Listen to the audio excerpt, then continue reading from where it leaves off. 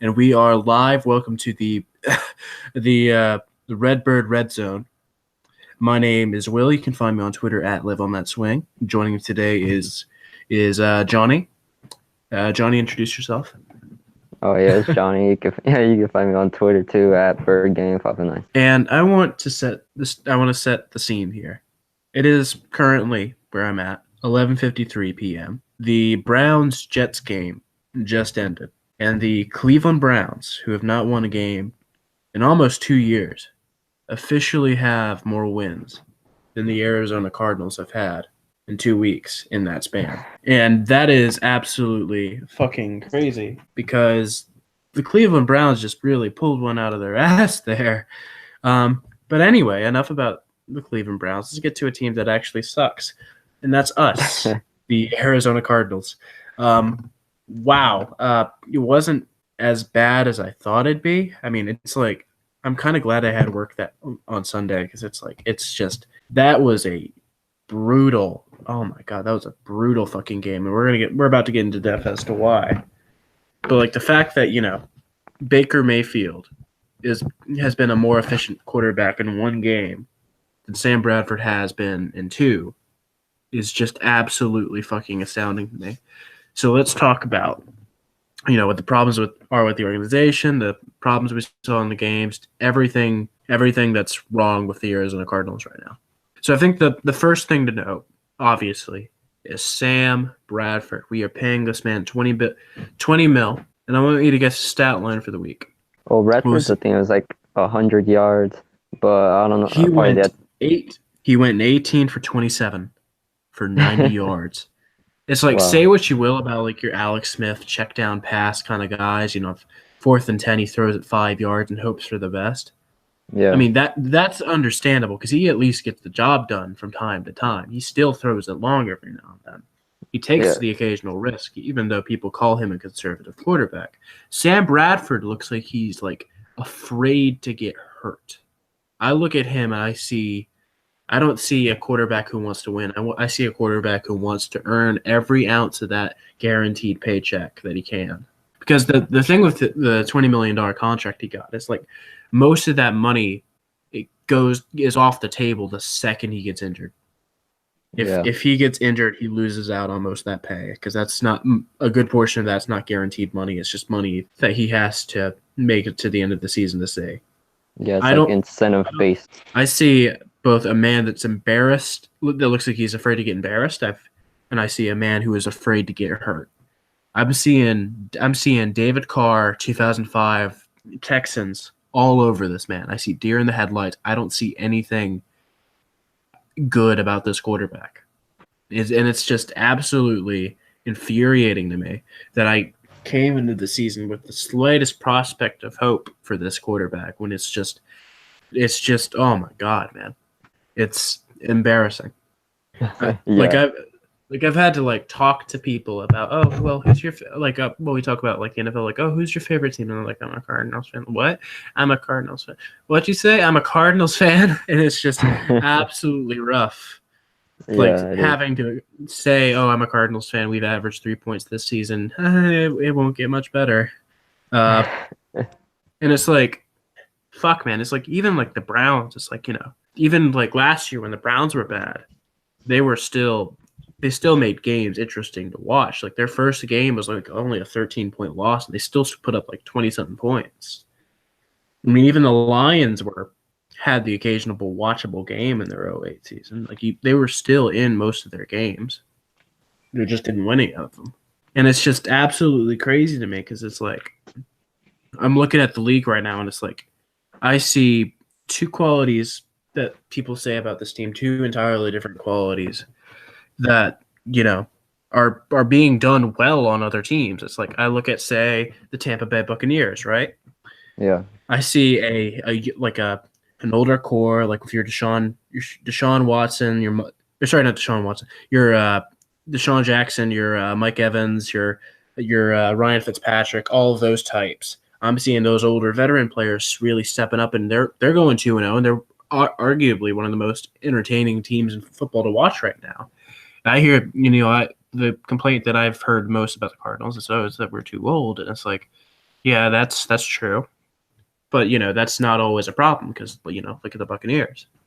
And it goes the other way too. Like people say, "Oh, we're too young to be a team." It's like, look at say, Kansas City and how young their core is. It's like Patrick Mahomes put up 10 fucking touchdowns in 2 weeks, and that's never been done before in the Super Bowl era.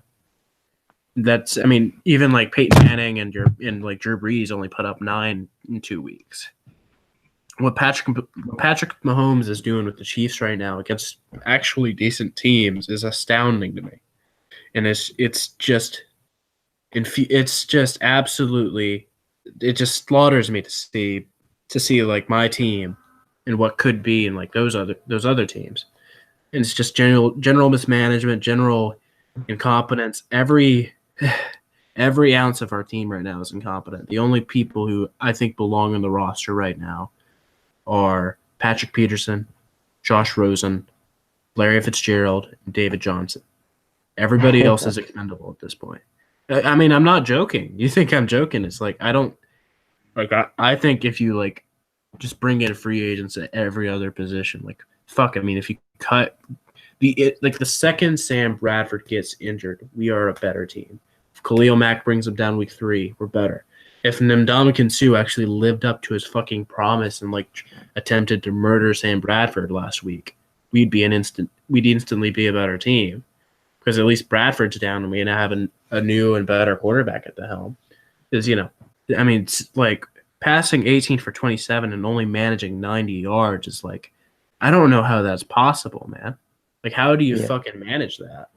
Yeah, I gotta agree. Like, if Bradford gets hurt, like when Rosen comes in, like it's better to play Rosen if we're gonna lose or whatever, do bad, because at least we're giving someone a chance that actually wants to play, actually wants to compete, and actually has like the heart and the passion to play. Because Bradford ain't showing that right now. Yeah, and it's oh god, man, it's not a good sight.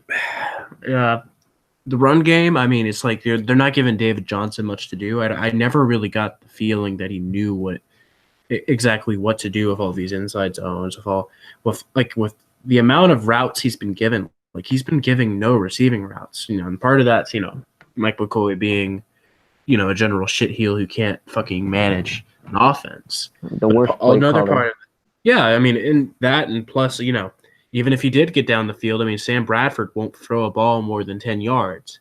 I only saw him throw, highlights, all of that. I only saw him throw one pass for 10 yards or more. That's crazy. You want to know the funniest part about that pass? It was probably intercepted. We lost 5 yards on that play. He threw the ball 12 yards, and he got a loss of 5 yards. He was already way behind like the line of scrimmage. He throws the ball to like the tight end, and like I saw people like arguing like, okay, is that a tight end screen? Like, what is that? And it's like he loses 5 yards on a ball that went 12 yards. Holy fuck, that's incompetent. How do you manage that? How do you fuck up that badly? But yeah. Wide receiver game. Larry Fitzgerald's the only one showing up to do anything. I mean, Ricky Seals-Jones, I don't know what people ever saw in him. It's like he had one or two good games last year when he was playing alongside Gabbert, but it's like other than that, he's not been a good tight end. And I don't know how much of that's Bradford's fault, and I don't know how much of that's his fault. But he's just not showing up. He's not deserving of that first string spot. Chad Williams, he's our second string wide receiver. He has not caught a ball all season.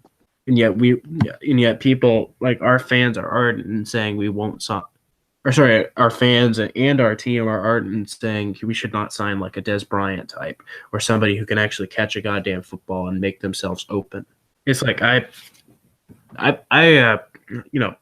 currently in high school right now, and I've seen like high school wide receivers run better routes than Chad Williams. It's just, how did this man make it onto an NFL roster? He's the Christian Hackenberg of wide receivers.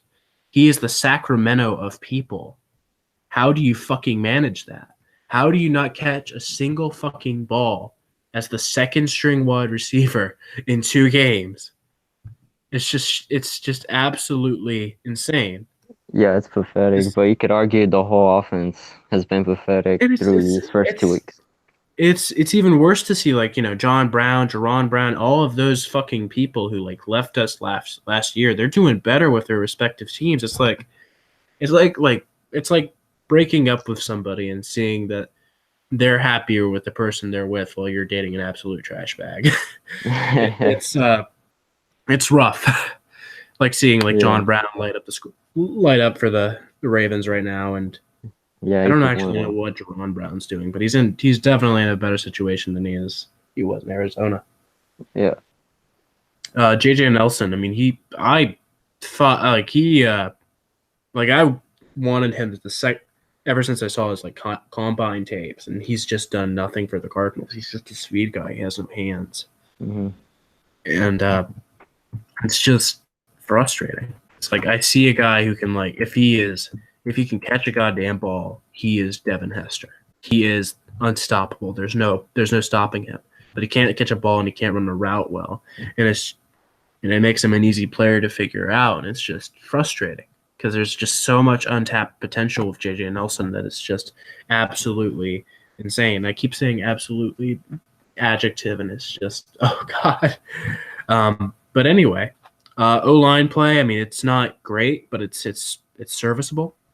Like I never got the impression, like watching game tape, all that the line was ever solid, but it did its part to try to keep Bradford alive, which is the most I can really say about it.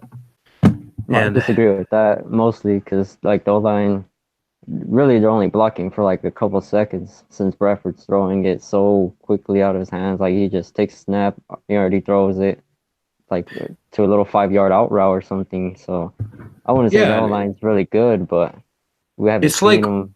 it's like watching like an Andy Reid game without any of the occasional gusto he throws in. Yeah, It's just the most conservative, boring football I've ever seen. It's like at least watching like one of last year's Brown games. And it's entertaining how incompetent we are, but we can't even be competent in being incompetent. We're incompetent in our incompetence, hmm and it's frustrating because it's like we are the most frustrating team to watch right now. We're not fun. We're not even like laughable in our incompetence. yeah, We're we're just just the worst, sad. just the We're worst. not yeah.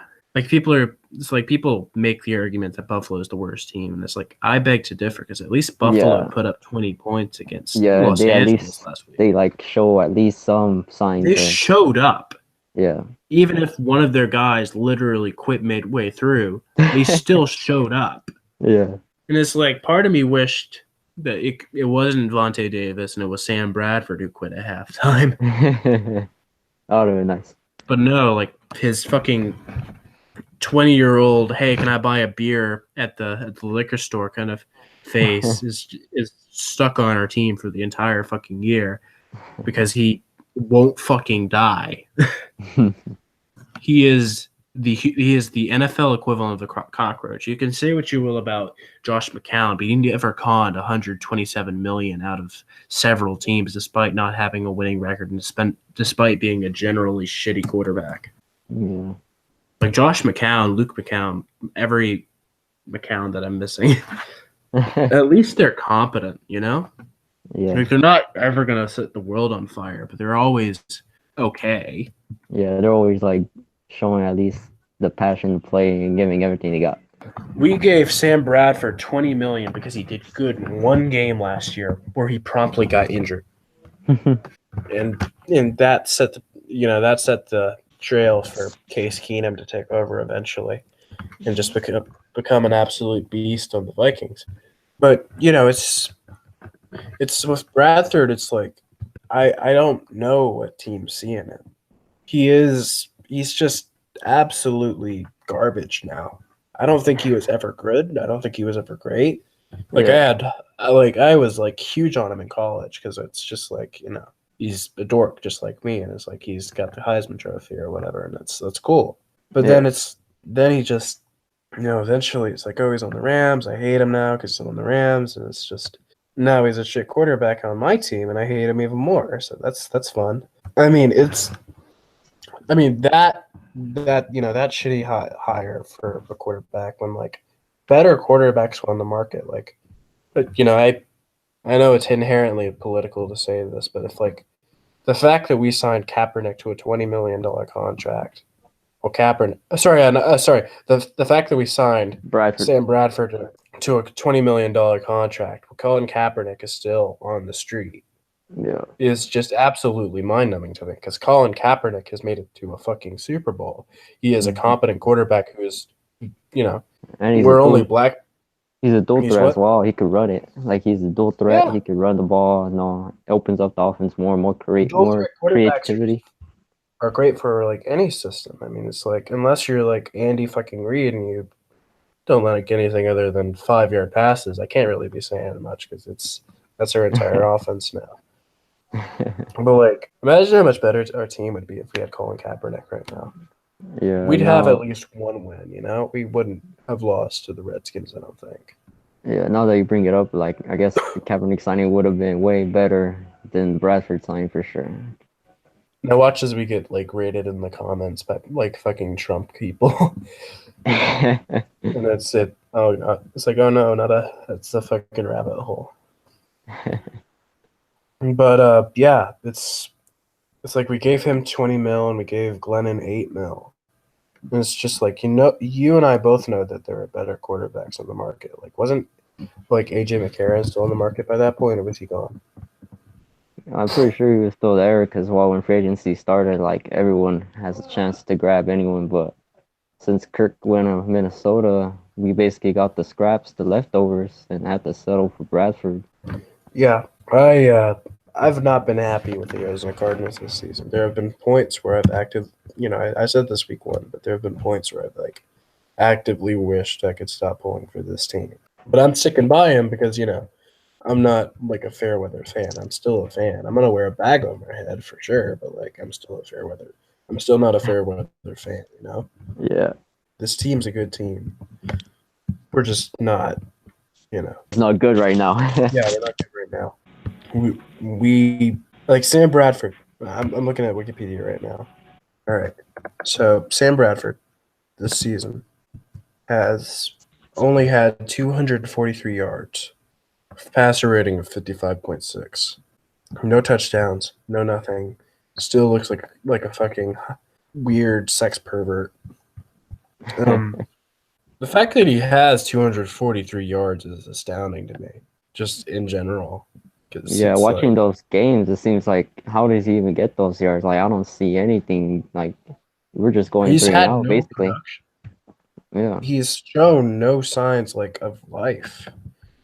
He doesn't feel like he belongs on a football team, and it's just sort of sad to see like this husk of his former self. Mm-hmm. We have averaged currently 3 points per game this entire season. We have not kicked a field goal, an extra point, nothing. Lucky Phil Dawson. We went for 2 against the Redskins with 6 minutes left, and we had not shown any signs of life on the field that entire game. We thought we were in it at that point. Yeah. And God, what a mistake that was. Good Lord.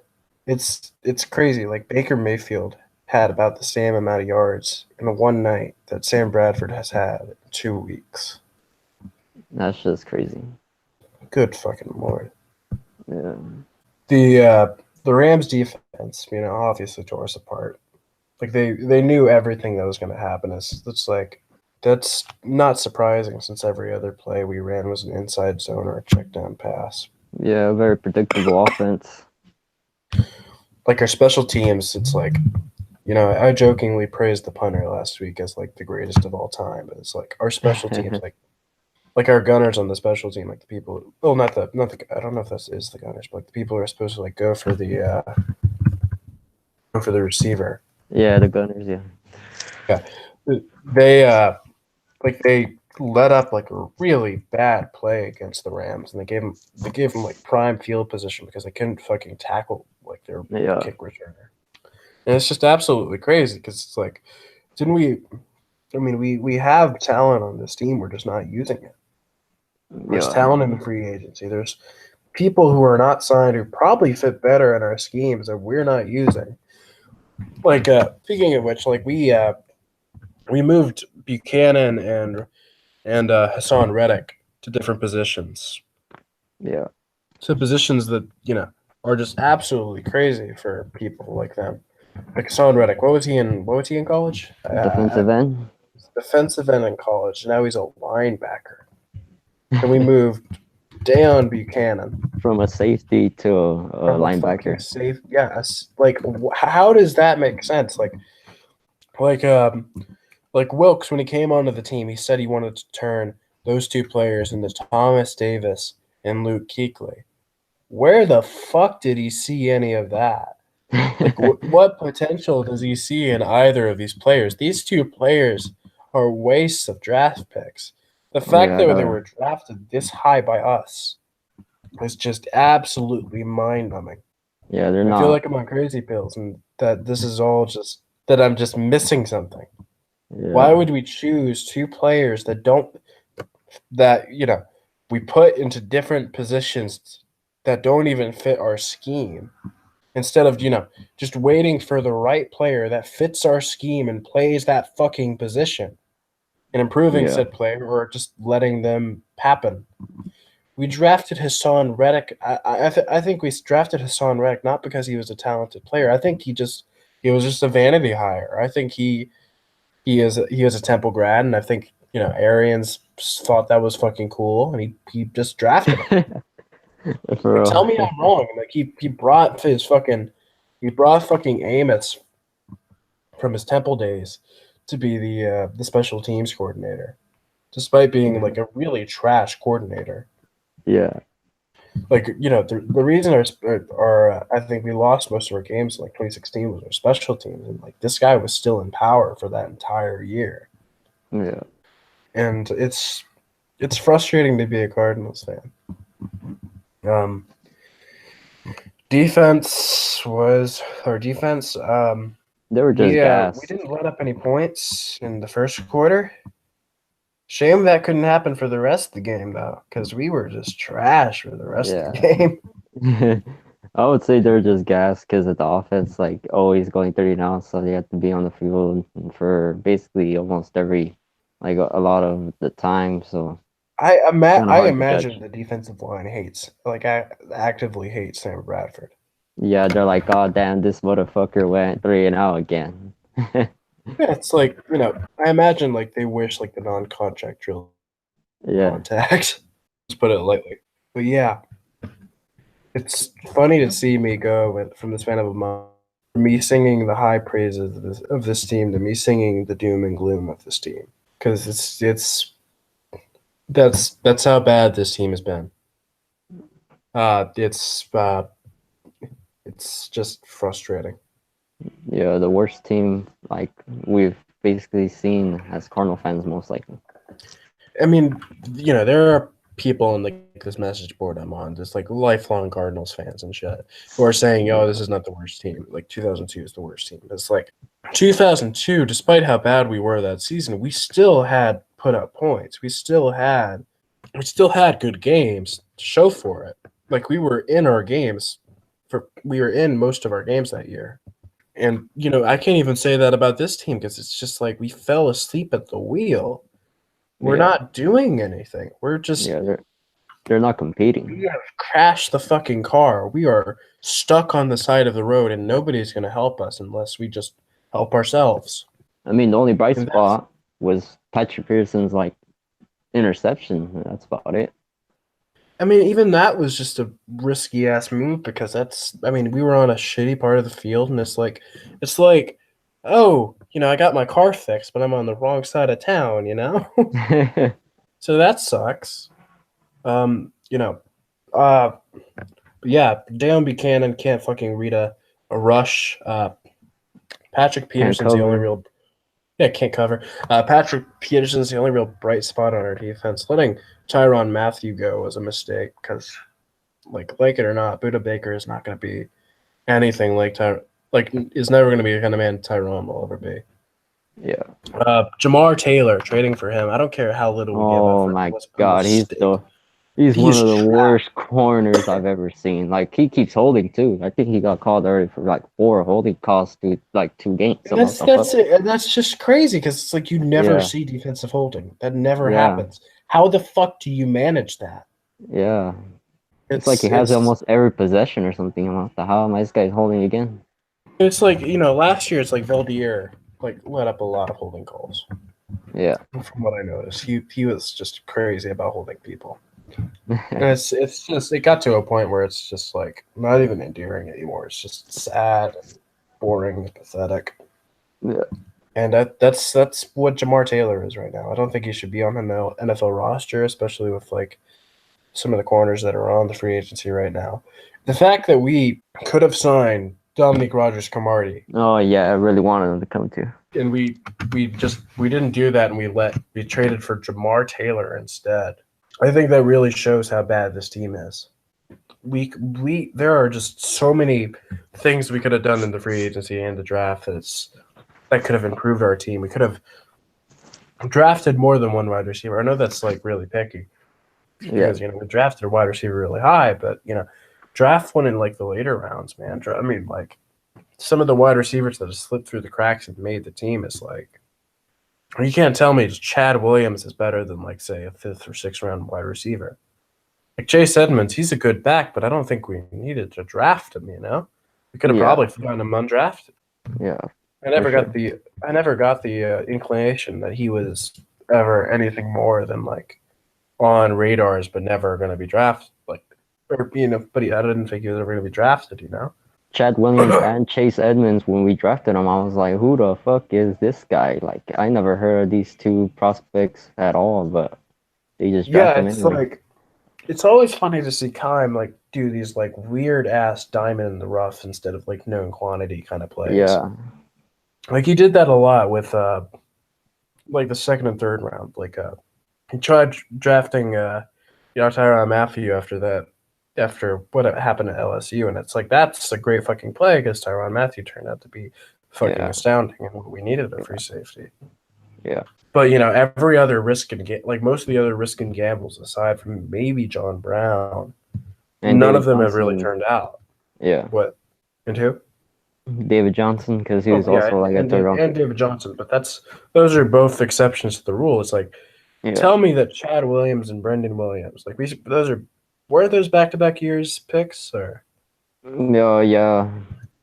We used 2 draft picks on 2 third round draft picks on players that have not shown up at all. To make it worse, NFL roster. To make it worse, the Brandon Williams pick was actually a 2nd round pick. So it's like, wow. Shit, really was he? Yeah, he was. It's crazy. I was like, who's this guy? Why are we drafting this guy? He was a 3rd rounder. Huh? He's a 3rd rounder. Brandon Williams? Yeah, Brandon Williams was a 3rd round pick. You looked it up?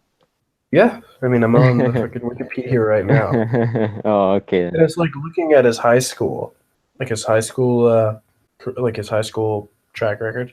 Yeah. He was originally like a 5-star running back. Yeah, that's what I heard. Like from college, he was a running back all the way till his senior year, and then he transitioned to a corner.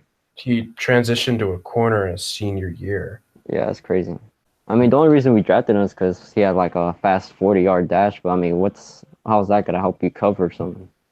We have a tendency to draft people with high 40-yard dashes, and it's like that's cute and great if you're like a wide receiver, but like Brendan Williams is a fast guy, but I never got the impression, like looking at his game tape, that he was competent from Texas A&M. Yeah. Like I don't know how the fuck he got drafted in the 3rd round at all. Yeah. Like I mean, he's playing like corner in the SEC. Like I don't know how he got drafted that high, but despite being such trash. But yeah, we lost to the Rams 34-0. And what's probably like one of the most dismal Cardinals games I've ever seen. Would you say this one was worse than the Seattle one in 2012? Yeah. Yeah, because at least we had wins at that point, Yeah. I know it's too early in the season to say that, but it's just like those two games are night and day. Like the Yeah. Seattle one was a pure beatdown. Yeah. Like that was just over from the second it began. That first quarter of the Cardinals Rams game showed hope. Yeah. And having that hope taken away little by little is devastating. Yeah. And that's what the Cardinals do to you. They give you hope and then they take Yeah. it away. Yeah. They're like a cheating ex-wife. No, kidding. But yeah. I don't have any faith in the Cardinals to win this Week 3. against the Bears. Like people are like pointing to Mitch Trubisky being like just a mediocre quarterback, but it's like Yeah. people are saying this, but it's like we played Alex Smith week 1 and he fucking dominated us. And I Yeah. don't care if Mitch Trubisky's not a competent quarterback. They still win games when he does not play good because they've got a backfield that I'd kill for. They've got Jordan Howard and Terry Cohen, who just both light up the stat sheets like whenever they get the chance to. And I don't see how anybody is saying we're like even in this game. Like at a point like last week we were like 1-point favorites. Now we're like 6-point underdogs, like rightfully so. Like the fact that it's not, you're 34-point underdogs or whatever is just absolutely insane to me. I actively hope Khalil Mack murders Sam Bradford. Well, that won't hopefully happen. Hopefully Bradford holds on to the ball long enough just to get hit. Yeah, that won't happen because they just jinxed it. So let me reverse jinx it. Okay, I actively hope Sam Bradford does not get murdered by anybody. 0-16 season, time to be the most boring winless team ever. But anyway, do you think we should cut it to a close, or do you think we should keep going? Well, I'm just gonna end it right now by just saying the only chance we have at winning the Bear game is if Trubisky has one of his worst games, but I mean that won't happen because it's a long shot. It's a long shot. Like even last year when he played the Panthers and he only completed 4 passes, they still won that game off the backs of their running backs and defense. Their defense has been criticized for not being able to hold out in the second half. That they always crumble. Yeah. But it's it shows up in the first half, Yeah, and that's against in that Seattle game. That's against high-powered offenses like Green Bay. In that Seattle game and that Green Bay game, their defense held their own pretty strong offenses, I'd say.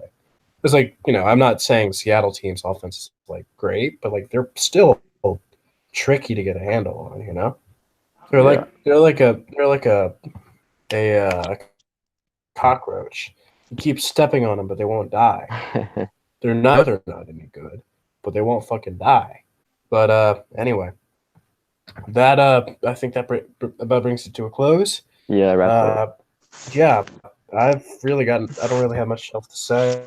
1-16 season, guys. Let's hope that Bud Light brings one of those coolers here so we can actually get a fucking win. I'm firmly of the belief right now that everything we have for Baker Mayfield and a better offensive coordinator and a new defense and some rule changes. But anyway, this has been the Redcast. Again, my name is Will. You can find me on Twitter at LiveOnThatSwing. Beside me. Well, not beside me. Separate states, but is Johnny. You can find him on Twitter at BirdGang509. And we actually now have a new logo. It was designed by a good friend of mine on Twitter. Her name, you can find her at BubblingBrook _. And I think that brings it to a close. We'll see you next week. Thank you for joining us.